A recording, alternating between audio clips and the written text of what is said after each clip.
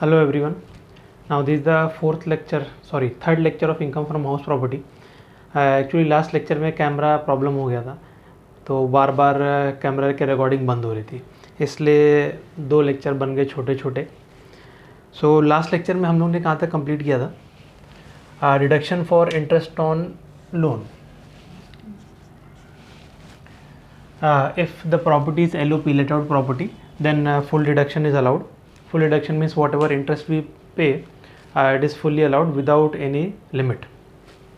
And the property is self-occupied property for residential purpose, then normally it is allowed up to 30,000.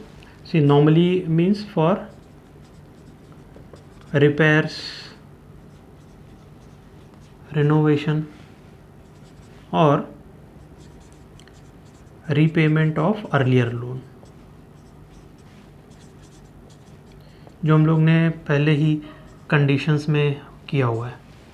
आपको पता है ना, loan का interest का रिडक्शन लेने के लिए 4 टाइप है, 4 पर्पसेस है. वो 4 में से एक पर्पस के लिए आप लोन लेंगे, कोई भी एक पर्पस के लिए, तो आपको रिडक्शन मिलता है.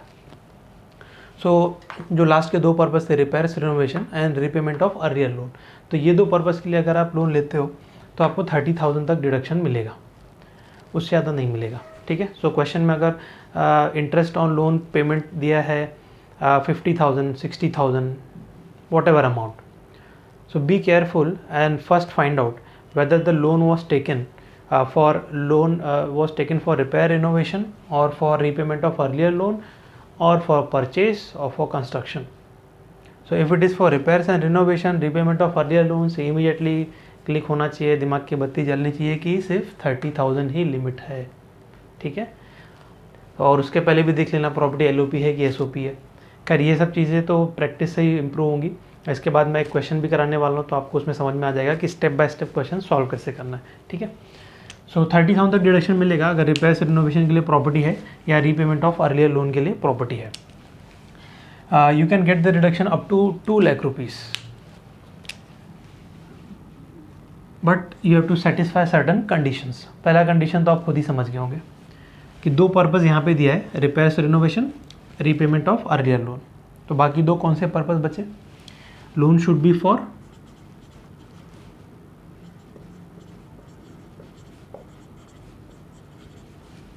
परचेस और कंस्ट्रक्शन. यही 2 पर्पस बचे ना अभी, परचेस और कंस्ट्रक्शन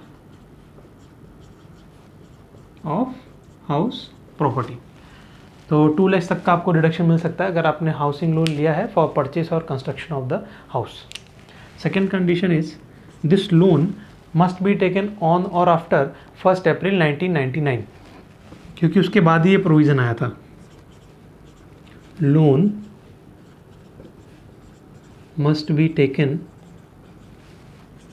ऑन और आफ्टर 1 अप्रैल 1999. तो ये कंडीशन आपको अच्छे से याद रखना है कि लोन जो है वो 1499 के बाद का होना चाहिए. और एक और कंडीशन है, ठीक है, अभी भी ध्यान रखना, अगर लोन 1499 के बाद का है तो ऑब्वियसली हाउस भी 99 के बाद ही आपको परचेस या कंस्ट्रक्ट करना है. ठीक है. तो ये दोनों कंडीशन जो है वो एक जैसे ही है, एक दूसरे पे डिपेंडेंट है. थर्ड कंडीशन ये है कि जो फाइनेंशियल ईयर में आप हाउसिंग लोन लेंगे, उसके बाद आपको next financial year onwards you will get 5 financial years to complete your purchase और कंस्ट्रक्शन. कंस्ट्रक्शन में तो खैर हमेशा ही टाइम लगता है, 1 साल, 2 साल, 3 साल, जो भी हो.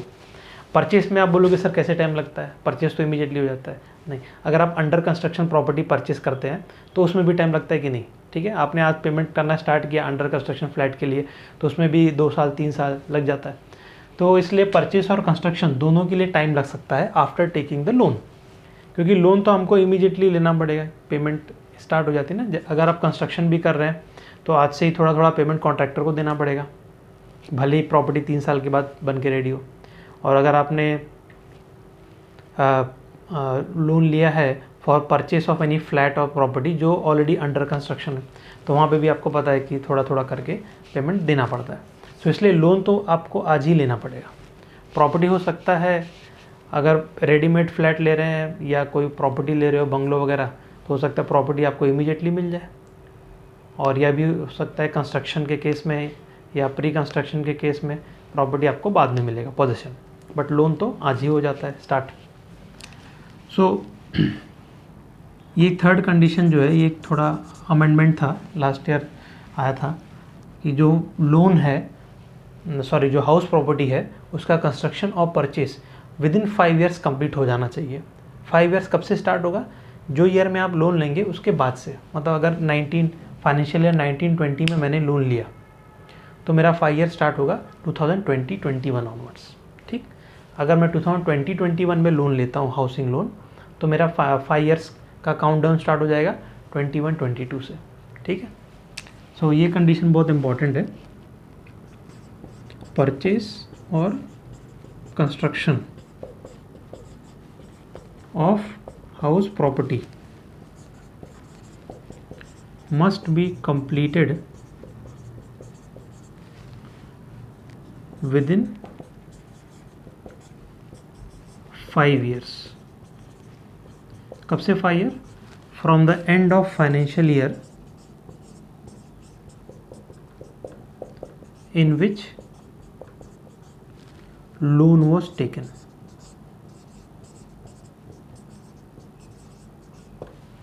तो ये बहुत है इम्पॉर्टेंट, इसको याद रखना।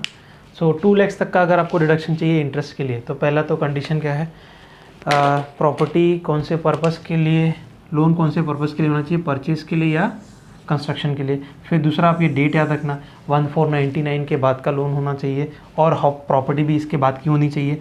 फिर उसके बाद आपको कंप्लीट कभी करना है, जो भी परचेस है वो 5 ईयर्स में कंप्लीट कर लेना है। जब भी आपने लोन लिया उसके 5 ईयर्स के अंदर आपको आपका परचेस की डील या कंस्ट्रक्शन की डील कंप्लीट कर लेनी है। ठीक है, तो ये इंटरेस्ट वाला पार्ट था, इसको आप वीडियो पॉज करके अभी आप फुल कॉपी कर लो।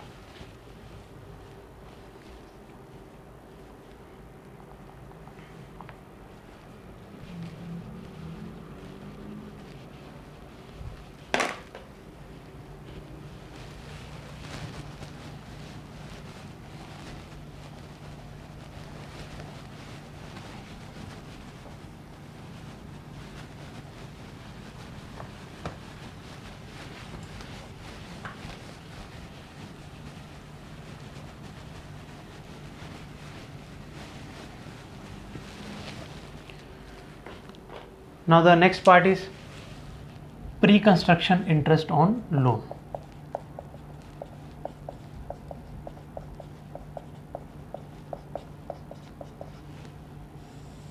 Pre-construction interest on loan। So अभी हम लोगों ने कंप्लीट किया इंटरेस्ट ऑन लोन। अब ये कौन सा पार्ट है? Pre construction interest on loan. तो आपको सबसे पहले तो इसका पर्पज़ और लॉजिक समझना है कि ये कंसेप्ट आया ही क्यों। इंटरेस्ट ऑन लोन तो पढ़ लिया हमने, क्या क्या पर्पज़ के लिए लोन लेना चाहिए और उसके लिए डिडक्शन कैसे मिलता है और कितना मिलता है। ठीक है, तीनों पॉइंट कवर किया हमने। तो ये pre construction interest on loan क्या है, क्योंकि ये क्यों हम लोग पढ़ रहे हैं, मैं आपको समझा देता हूँ सिंपल लैंग्वेज में। देखो, जो हम लोग प्रॉपर्टी का टैक्स रिटर्न फाइल करेंगे या इनकम टैक्स जब भी हम लोग रिटर्न फाइल करते हैं, वो ईयरली बेसिस पे हम लोग फाइल करते हैं, बराबर। तो हर साल आपको इनकम टैक्स रिटर्न फाइल करना होता है, हर साल इनकम टैक्स भरना होता है अकॉर्डिंग टू योर इनकम। सही है। तो अभी मुझे अगर इंटरेस्ट का डिडक्शन चाहिए, मैंने हाउसिंग लोन लिया है और इसके ऊपर अगर मुझे इंटरेस्ट का डिडक्शन चाहिए, तो फर्स्ट पॉइंट पे जाना पड़ेगा। फर्स्ट लेक्चर में हमने क्या पढ़ा था, ये चैप्टर में आपकी इनकम तभी टैक्सेबल होगी और ये चैप्टर में आपको डिडक्शंस तभी मिलेंगे। इन शॉर्ट, ये चैप्टर पूरा पिक्चर में तभी आएगा when 2 conditions are satisfied. First condition was there must be house property, right. तो प्री कंस्ट्रक्शन लोन में मतलब मैंने लोन आज ले लिया, प्रॉपर्टी अंडर कंस्ट्रक्शन है, प्रॉपर्टी आई क्या पिक्चर में, हाउस प्रॉपर्टी तो रेडी नहीं है। ठीक है, अभी खाली लैंड है और वहाँ पे जस्ट थोड़ा मोड़ा कंस्ट्रक्शन हुआ है, प्रॉपर्टी मतलब बिल्डिंग बननी है, उसमें 3-4 साल लगेंगे। पर लोन तो मुझे आज से लेना पड़ेगा क्योंकि बिल्डर को मुझे आज से ही पेमेंट करना है, थोड़ा थोड़ा करके, मंथली या स्लैब वाइज जो भी है। तो लोन तो आज से ले लिया है, पर प्रॉपर्टी नहीं है पिक्चर में, प्रॉपर्टी 3 साल के बाद आएगी सपोज। तो यहाँ पे जो लोन ले लिया है उसका इंटरेस्ट भी आज से ही स्टार्ट हो जाएगा। तो उस इंटरेस्ट का क्या, उस इंटरेस्ट का मुझे डिडक्शन मिलेगा या नहीं मिलेगा, क्योंकि फर्स्ट कंडीशन सेटिस्फाई नहीं हो रही है ना, there is no house property, अभी तक हाउस प्रॉपर्टी नहीं बनी हुई है, it is under construction. So ये प्रॉब्लम और ये डाउट को सॉल्व करने के लिए ये पॉइंट है। So what about pre construction interest on loan. तो लोन तो आप पहले ले रहे हो, उसका इंटरेस्ट आज से ही स्टार्ट हो जाएगा, प्रॉपर्टी आएगी 3 साल के बाद कंस्ट्रक्ट होके। तो ये जो 3 साल में आपने लोन के ऊपर इंटरेस्ट पे किया है वही प्रॉपर्टी के लिए, उसका डिडक्शन मिलेगा या नहीं मिलेगा, ठीक है। प्रॉपर्टी कंस्ट्रक्शन होने के बाद तो इंटरेस्ट का रिडक्शन मिलेगा ही, क्योंकि कंडीशन सेटिस्फाई हो जा रही है, there is property and you are owner, बराबर। तो प्रॉपर्टी कंस्ट्रक्शन के बाद का सीन तो हमने ऑलरेडी पढ़ लिया है, बट प्रॉपर्टी कंस्ट्रक्शन के पहले अगर आप लोन लेते हो तो उसके इंटरेस्ट का डिडक्शन मिलेगा या नहीं मिलेगा, ये क्वेश्चन है, ठीक है। तो ये बहुत सिंपल सी बात है, बहुत ही लॉजिकल है कि मैंने लोन तो उसी हाउस प्रॉपर्टी के लिए लिया है। So even though first condition satisfy नहीं हो रही है, मतलब there is no house property physically, but on paper तो एग्रीमेंट हो गया है कि मैं ये हाउस बाय करने वाला हूँ। तो इसके लिए गवर्नमेंट ने प्री कंस्ट्रक्शन लोन के ऊपर भी इंटरेस्ट का रिडक्शन अलाउ किया है, ठीक है। सो प्री कंस्ट्रक्शन इंटरेस्ट लोन भी अगर आप लेते हो तो उसका डिडक्शन भी आपको मिलेगा। कितना मिलेगा, कैसे मिलेगा, ये सब चीज़ें आपको लर्न करनी। सो अभी कितना मिलेगा वो तो जो अभी डायग्राम बनाया था उतना ही मिलेगा, ठीक है। तो जो लिमिट है कितना मिलेगा उसके लिए वो डायग्राम सेम ही है। फिर उसके बाद में आपको ध्यान देना है कि कब मिलेगा, मेन तो पॉइंट ये है कि कब मिलेगा, क्योंकि हाउस प्रॉपर्टी तो पिक्चर में आएगी 3 साल के बाद सपोज, तो वो इंटरेस्ट का रिडक्शन मिलेगा। ये फर्स्ट पॉइंट फिक्स हो गया कि प्री कंस्ट्रक्शन लोन पे इंटरेस्ट का रिडक्शन मिलेगा। कितना मिलेगा, डायग्राम के हिसाब से मिलेगा, जो अभी डायग्राम बनाया। फिर कब मिलेगा, ये बड़ा क्वेश्चन है। और कितना कैसे मिलेगा, तो कब मिलेगा, मिलेगा तो डिडक्शन आपको तभी जब प्रॉपर्टी पिक्चर में आएगी, क्योंकि कंडीशन ही यही है, there must be house property. तो मैं अगर आज सपोज ईयर 1 पे लोन मैंने ले लिया तो इंटरेस्ट तो आज से स्टार्ट हो जाएगा। ईयर 2, ईयर 3, ये तीनों ईयर में इंटरेस्ट तो मैंने पेमेंट कर दिया है। जो प्रॉपर्टी है वो कंस्ट्रक्ट होके रेडी हो रही है ईयर नंबर 4 में, ठीक है। तो 4th ईयर में आपका कंस्ट्रक्शन कंप्लीट होता है। तो 4th ईयर में जो हाउस प्रॉपर्टी की फर्स्ट कंडीशन है वो सेटिस्फाई हुई कि there must be house property 4th year में। तो ये 3 ईयर के लोन पे जो आपने इंटरेस्ट पे किया है, इस इंटरेस्ट को हम लोग क्या बोलते हैं, प्री कंस्ट्रक्शन इंटरेस्ट, ठीक है। तो ये जो 3 इयर्स का प्री कंस्ट्रक्शन इंटरेस्ट है इसका रिडक्शन मिलेगा, बराबर। पहली बात मैंने बता दिया, कब मिलेगा, जब आपका हाउस जो ईयर में बन के रेडी होगा उस ईयर में मिलेगा, ठीक है। दूसरा पॉइंट, तो कब मिलेगा प्री कंस्ट्रक्शन इंटरेस्ट का डिडक्शन, जो ईयर में आपका हाउस बन के रेडी होता है वो ईयर में मिलेगा। कैसे मिलेगा, कैसे मिलेगा, ये आपको टोटल करना है। प्री कंस्ट्रक्शन इंटरेस्ट जो भी आया 3 साल का उसको यहाँ पे लिखना है, उसको डिवाइड बाय 5 करना है, ठीक है।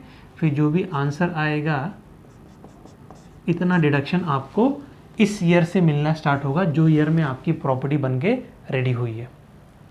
फॉर एग्जांपल बता देता हूँ, सपोज मेरा 3 इयर्स का इंटरेस्ट जो है वो आता है 1 लाख। सो आपको प्री कंस्ट्रक्शन पूरा इंटरेस्ट 3 साल का, प्री कंस्ट्रक्शन का पूरा इंटरेस्ट 3 साल का होता है 1 लाख, तीनों साल का मिला के।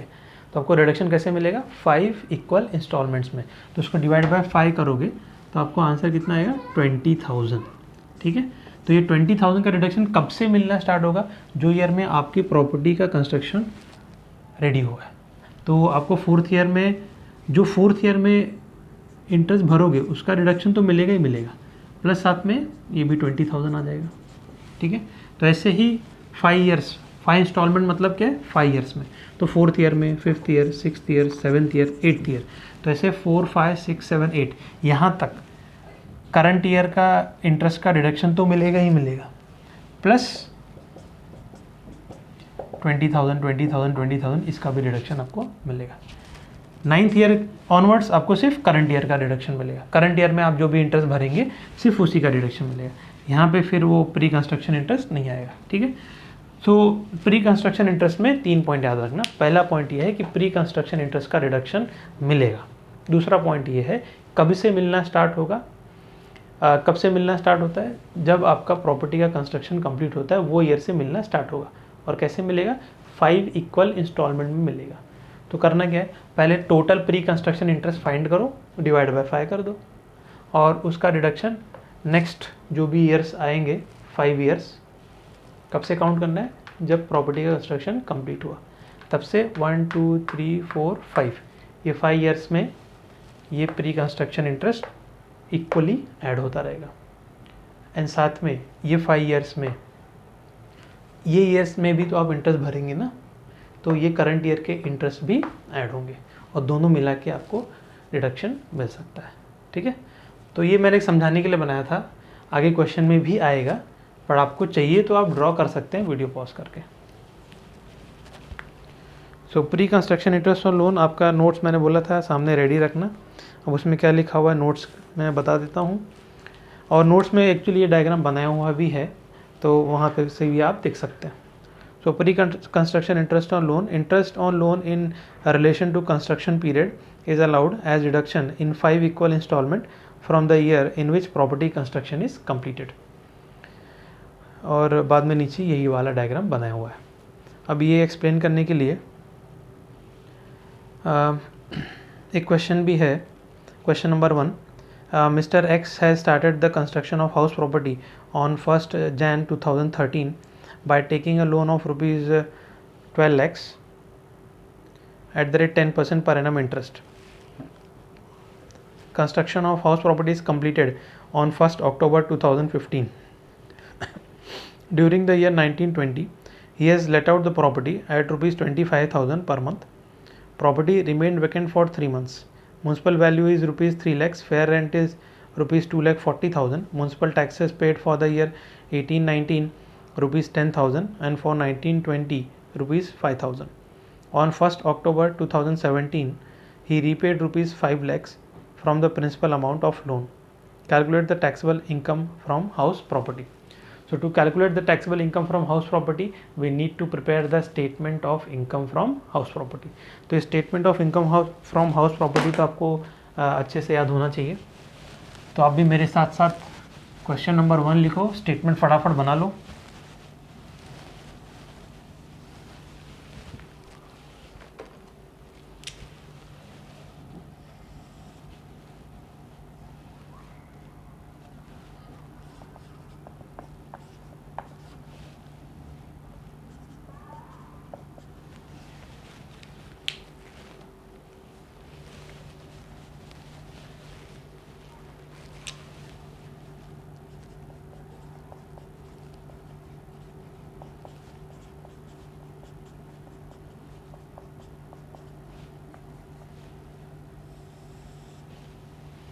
सबसे पहले स्टेटमेंट में कितने कॉलम्स बनेंगे उसके लिए आपको चेक करना है कि क्वेश्चन में हाउस प्रॉपर्टी कितने दी हुई है। तब क्वेश्चन देख लो इसमें कितनी हाउस प्रॉपर्टी है।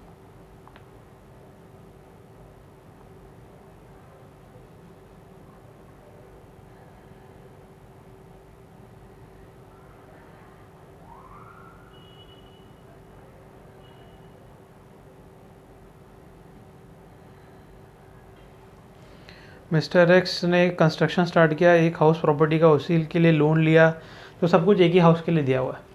अब सबसे पहले डिसाइड करोगे आप क्वेश्चन में कि हाउस प्रॉपर्टी कितनी है, ठीक है। तो इस क्वेश्चन में एक ही हाउस प्रॉपर्टी है।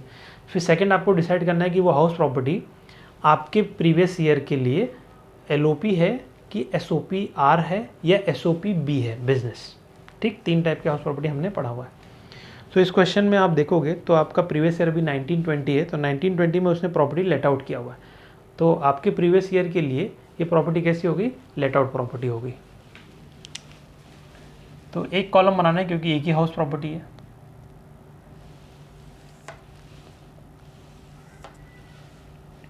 और उसके ऊपर आपको लिख देना house number 1 and this is what LOP, ठीक है। तो एक प्रॉपर्टी है, एक कॉलम, और इमीडिएटली आपको मेंशन भी करना है कि वो प्रॉपर्टी क्या है, एलओपी है या एसओपी है। अब इसके बाद में आपको पूरा फॉर्मेट बना लेना है।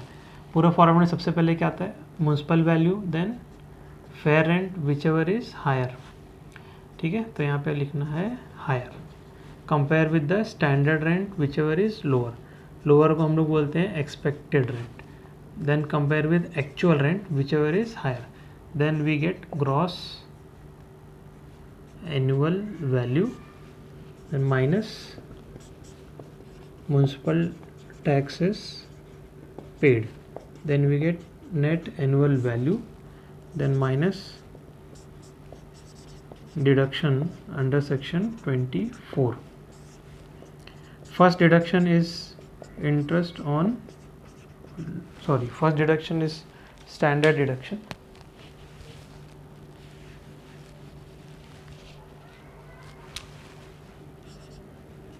standard deduction at the rate of 30% of NAV, जो आपको हमेशा ही मिलता है, and second deduction is interest on loan, then we get taxable income from house property, ठीक है। तो एक एक करके सर्च करो, if you get municipal value write it, whatever information are there, if information is not given then put dash. So municipal value, are you getting municipal value anywhere?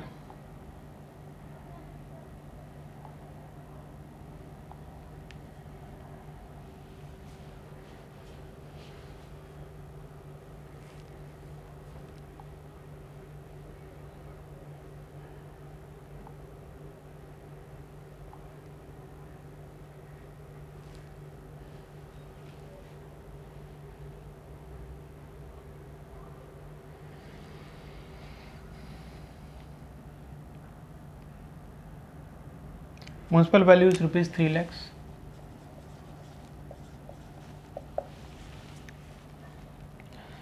Fair rent 2,40,000. Whichever is higher, so we will select 3 lakhs. Then standard rent is not given, so expected rent will be 3 lakhs. Actual rent, actual rent जब भी आप count करोगे तो ध्यान रखना कि vacancy पे ध्यान देना कि वैकेंट तो नहीं है प्रॉपर्टी, तो इसमें लिखा हुआ है property remain vacant for 3 months, और कितने में लेट आउट किया था, property was let out at ₹25,000 per month, so 25,000 per month में लेट आउट किया, property remain vacant for 3 months, और कुछ अरियर्स ऑफ रेंट है या अनरियलाइज रेंट है वो भी आपको चेक करना है कि मतलब सामने वाले ने रेंट दिया ही नहीं, तो उसको बोलते हैं अरियर्स ऑफ रेंट।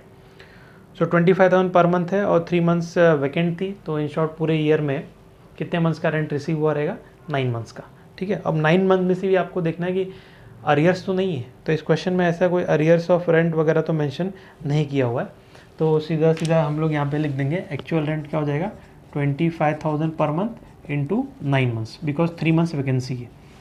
सो तो एक ईयर में 12 मंथ्स होते हैं, उसमें से 3 मंथ्स माइनस होके 9 मंथ्स, तो 25,000 इंटू 9 मंथ्स करके जो भी आंसर आएगा आपको यहाँ पे लिखना है 2,25,000, ठीक है। अब GAV फाइंड करना है। GAV के लिए मैंने आपको बोला था जब भी वैकेंसी होगी तो ये एक नोट बना लेना GAV के लिए।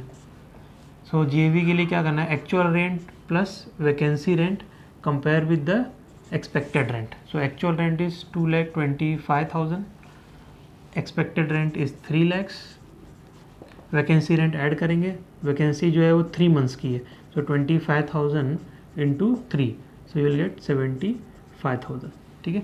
तो 2,25,000 प्लस 75,000 हो जाता है 3 lakhs, और इधर भी 3 lakhs है, तो दोनों साइड क्या है, इक्वल है। So whenever both sides are equal GAV is AR, ठीक है, विच इज इक्वल टू 2,25,000। तो ये साइड इक्वल टू या मोर तो AR होगा GAV, तो ये आपको पहले ही मैं बता चुका हूँ। सो ये हो गया 2,25,000। फिर म्युनिसिपल टैक्स पे आते हैं।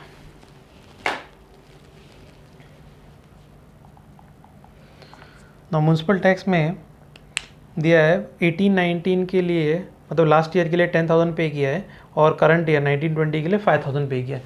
सो आपको पता है कि म्यूनसिपल टैक्स का रिडक्शन जो है वो पेड बेसिस पे मिलता है। तो लास्ट ईयर के म्यूनसिपल टैक्सेस भी करंट ईयर में पे किया है तो भी उसका रिडक्शन आपको करंट ईयर में मिलेगा। तो यहाँ पे दोनों ईयर का रिडक्शन मिलेगा 10,000 प्लस 5,000, टोटल 15,000। तो इसको माइनस कर दो, 2,25,000 माइनस 15,000, 2,10,000। देन ये आपकी NAV होगी, इसका ही आप 30% ले लो, तो 2,10,000 into 30%, 63,000।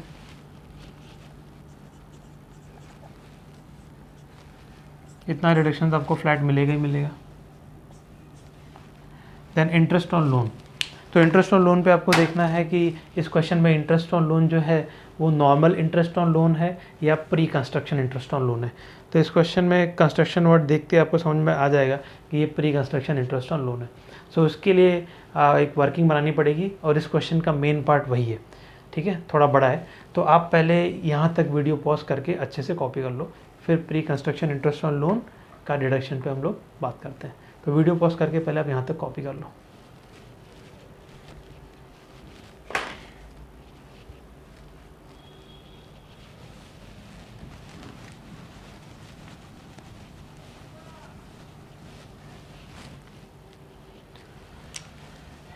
Now working note number 2, pre-construction interest on loan. So whenever we have to calculate the pre-construction interest on loan, we have to make 3 columns in our working. First column is date, and as per the date we will find out previous year and उस previous year का working, ठीक है। सो पहला जो date आपको ढूंढना है, normally इसमें 3 डेट ढूंढना है। पहला तो लोन कौन से डेट पे लिया, दूसरा डेट आपको ढूंढना है कि कंस्ट्रक्शन कौन से डेट पे कंप्लीट हुआ, और तीसरा हमको देखना है कि कुछ लोन रीपेमेंट भी किया है तो उसका डेट क्या है, ठीक है। तो नॉर्मली ये 3 डेट आपको ढूंढनी पड़ती है। So first one is loan, date on which loan is taken. So it is 1st Jan 2013, 1st Jan 2013 loan was taken. What is the amount of loan? 12 lakhs. So 1st Jan 2013 means which previous year? It is 2012 and 13, ठीक है। So previous year भी select करना, बराबर 13-14 मत लिख देना, Jan 13 मतलब 12-13। Then second date आपको क्या ढूंढनी है, date on which construction is completed. So कौन से डेट पे कंस्ट्रक्शन कंप्लीट हुआ है, construction of property is completed on 1st October 2015। सो 1st October 2015, थोड़ा सा गैप छोड़ा मैंने क्योंकि 1st October 15 means 2015 and 16। So construction is completed. So जैसे ही ये आपने ईयर लिखा है ऊपर एक लाइन मार देना, क्यों, क्योंकि ऊपर के ईयर कहाँ पे आ जाएंगे, प्री कंस्ट्रक्शन में आ जाएंगे। तो जो ईयर में कंस्ट्रक्शन कंप्लीट होता है वो ईयर से आपका पोस्ट कंस्ट्रक्शन स्टार्ट हो जाएगा और उसके पहले वाले ईयर प्री कंस्ट्रक्शन में आएंगे। यहाँ पे एक डाउट आ सकता है, आप बोलोगे सर 1st October तक तो कंस्ट्रक्शन चालू था, कंस्ट्रक्शन तो कंप्लीट हुआ 1st October को, तो जो ईयर 15-16 है ये भी डिवाइड होना चाहिए। हाँ, तो ये ध्यान में रखना, ऐसा कुछ भी करने की ज़रूरत नहीं है, पूरा का पूरा ईयर जो है वो पोस्ट पीरियड में आ जाएगा। मतलब ये ईयर में अगर लास्ट डेट को भी कंस्ट्रक्शन कंप्लीट होता है, ठीक है, मार्च मंथ में भी कंस्ट्रक्शन कंप्लीट होता है, तो भी पूरा का पूरा ईयर हमको पोस्ट कंस्ट्रक्शन में ही काउंट करना है और इसी ईयर से आपको डिडक्शन मिलना स्टार्ट हो जाएगा, नॉर्मल इंटरेस्ट का डिडक्शन। प्री कंस्ट्रक्शन पहले आएगा। तो जो ईयर में कंस्ट्रक्शन कंप्लीट होता है आपको वो ईयर लेना है, तो ये कन्फ्यूजन होता है स्टूडेंट्स को, इसलिए मैंने पहले ही बता दिया। डेट पे ध्यान नहीं देना है, ईयर पे ध्यान देना है। जो ईयर में कंस्ट्रक्शन कंप्लीट हुआ है उसके ऊपर लाइन मारो, उसके पीछे के सारे ईयर प्री कंस्ट्रक्शन में आ जाएंगे और आगे के सारे ईयर पोस्ट में आ जाएंगे, ठीक है। तो बीच में कितने ईयर बचे, 2013 14 देन 2014 एंड 15, 3 साल बचे। तो ये 3 ईयर्स आ गए आपके प्री कंस्ट्रक्शन में। सो ये 3 ईयर्स में आपने जो भी इंटरेस्ट पे किया होगा वो पूरा का पूरा इंटरेस्ट कहाँ पे जाएगा, प्री कंस्ट्रक्शन में, ठीक है। अब तीसरा एक और डेट ढूंढना है कि कोई आपने लोन रीपे किया है या नहीं। तो इस क्वेश्चन में देख लो, आई थिंक डेट तो दिया है, On 1st October 2017, he repaid 5 lakh from the principal amount. 1st October 17. Now 1st October 17 means 2017-18. तो एक और ईयर आएगा इधर 2016-17, फिर 2017 एंड 18. तो 1st October 17 रीपेड, कितना रीपे किया, 5 लाख। तो ये लोन रीपे कर दिया 5 लाख का, ठीक है। तो ये 3 डेट के हिसाब से आपको प्रीवियस ईयर जो है कनेक्ट कर देने हैं। अब आपको एक और प्रीवियस ईयर कनेक्ट करना पड़ेगा जो आपका प्रीवियस ईयर है। तो अभी एग्ज़ाम के हिसाब से 19-20 है, तो 17-18 के बाद क्या आएगा, 2018 एंड 19, फिर आएगा 2019 एंड 20। और बाद में ये चेक भी करना है कि आपका जो 2019-20 प्रीवियस ईयर है वो कंस्ट्रक्शन के बाद 5 ईयर्स के अंदर आ रहा है कि नहीं, क्योंकि आपको पता है कि ये प्री कंस्ट्रक्शन इंटरेस्ट सिर्फ 5 ईयर्स तक ही अलाउड होता है आफ्टर द कंस्ट्रक्शन। तो 1 2 3 4 5, यस। सो इन शॉर्ट 2019-20 में भी pre construction interest on loan का डिडक्शन मिलेगा। तो पहले ये देख लेना, नहीं तो पूरी वर्किंग आपने बना दी, बाद में मालूम पड़ा कि ये 6th ईयर आ रहा है या 7th ईयर आ रहा है, तो सब वेस्ट हो जाएगा काम। तो ये वर्किंग अभी प्री कंस्ट्रक्शन की हम लोग तभी फाइंड करेंगे जब आपका प्रीवियस ईयर में उसका डिडक्शन मिल रहा है, ये कंफर्म हो जाता है उसके बाद। तो ये 2019-20 जो है ये आपका प्रीवियस ईयर में आ रहा है, सॉरी 5 ईयर्स में आ रहा है। तो अभी आगे हम लोग को काउंट करना पड़ेगा। तो अभी काउंट क्या करना है, इतना सारा डायग्राम मैंने बना दिया है, पर मुझे सिर्फ एक ही चीज़ निकालनी है। स्टूडेंट को सबसे बड़ा कन्फ्यूज़न ये हो जाता है कि अभी इसमें करेंगे, इतना बड़ा हो गया। कन्फ्यूज़न वैसे ये है, हमको क्या फाइंड करना है, 2019-20 which is our previous year, उसमें करंट ईयर में कितना इंटरेस्ट और प्री कंस्ट्रक्शन का कितना इंटरेस्ट, ये दोनों मिला के कितना इंटरेस्ट का रिडक्शन मुझे 19-20 में मिलेगा। बस इतना ही फाइंड करना है ये पूरे चार्ट में, बाकी कुछ भी नहीं, ठीक। तो 2019-20 में करंट ईयर में कितना इंटरेस्ट का रिडक्शन मिलेगा वो तो हम लोग इजीली फाइंड कर सकते हैं, तो बाद में मैं बताता हूँ।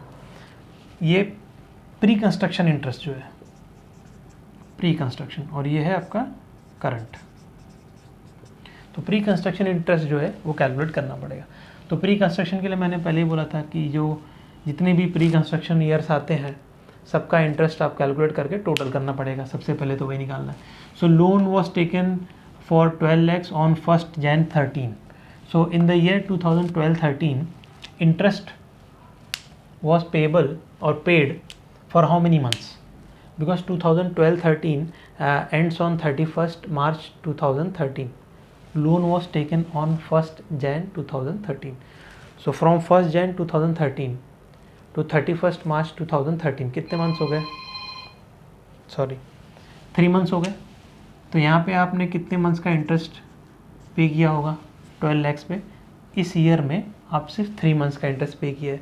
बराबर समझा कि नहीं, 1st Jan 13 से 31st March 13, क्योंकि फाइनेंशियल ईयर जो है मार्च में ख़त्म हो जाता है। तो 1st Jan को लोन लिया और 31st March तक कितने मंथ्स हो गए, 3 मंथ्स तक आपने पे किया। उसके बाद भी आपने इंटरेस्ट पे किया है, बट वो नेक्स्ट प्रीवियस ईयर में काउंट होगा। सो 2013-14 में पूरा साल आपने इंटरेस्ट पे किया है, तो ऑब्वियसली वो पूरा 12 मंथ्स आपने पे किया है इंटरेस्ट। सिमिलरली 14-15 में भी पूरा 12 मंथ्स आपने इंटरेस्ट पे किया है 12 lakhs के ऊपर, ठीक है। सो 12 lakhs के ऊपर पूरे के पूरे प्री कंस्ट्रक्शन पीरियड में, मतलब ये 3 फाइनेंशियल ईयर जो है इसमें कितने मंथ्स आपने इंटरेस्ट पे किए हैं सब मिला के।